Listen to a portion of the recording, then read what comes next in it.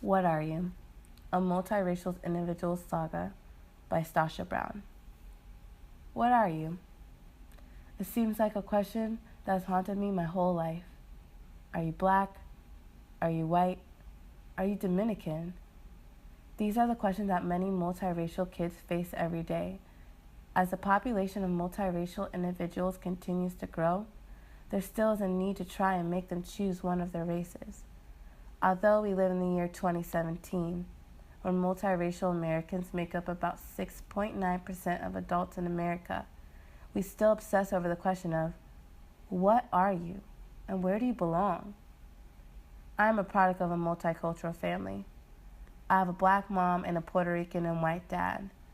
I grew up knowing I was multiracial and was always taught to embrace all of my culture. I was always taught that mommy and daddy loved each other, no matter what their skin tone was. However, I soon learned that most of society doesn't think this way. I remember the first time I was challenged about my multiracial identity. I had just started the first grade, and we had to take the practice FCAT. This was the first time I was faced with the census section, where one is to identify what racial category they belong to. At this time, there wasn't a multiracial category in the census, which wasn't added until the year 2000, so many multiracial kids did not have a category for themselves until this time.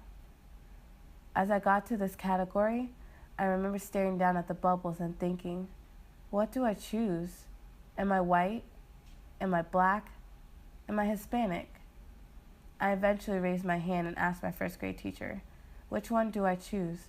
And the answer that she gave me still continues to haunt me till this day. She said, choose the one that you identify with the most. This is where the issue lies, America. Why must we choose? We live in a country where almost 9 million people identify as multiracial, yet we still continue to get asked to choose one race over the other. Although we continue to evolve within our society, it seems like the one-drop rule continues to haunt us. According to the Pew Research Center, people who are mixed with African origin and physically have more black features face the same discrimination and label of being just black by outside individuals. This brings me to our 44th president, Barack Obama, our so-called first black president. I remember when he began to run his first campaign and everyone was excited to see a black man running for the president. Later on, I found out that Barack Obama was biracial with a black father and a white mother. I remember wondering, why are we calling him the first black president when he is not fully black? Yes, he is black and we can't take that away from him. That is who he is.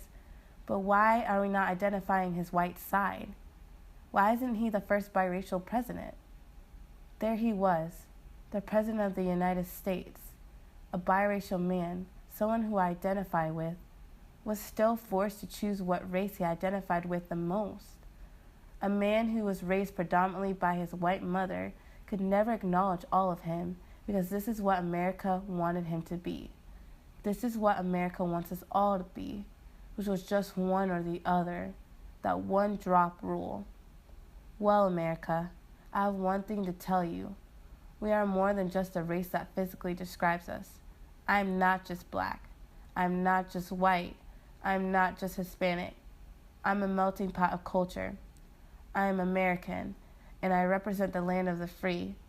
I am a product of two people who didn't see color, two people who didn't care about being with someone of the same race, who loved each other because of who they are. So the next time you are faced with the "what are you" question, remember, you are human. Your identity doesn't reflect what is said in a questionnaire bubble. You are multiracial and proud.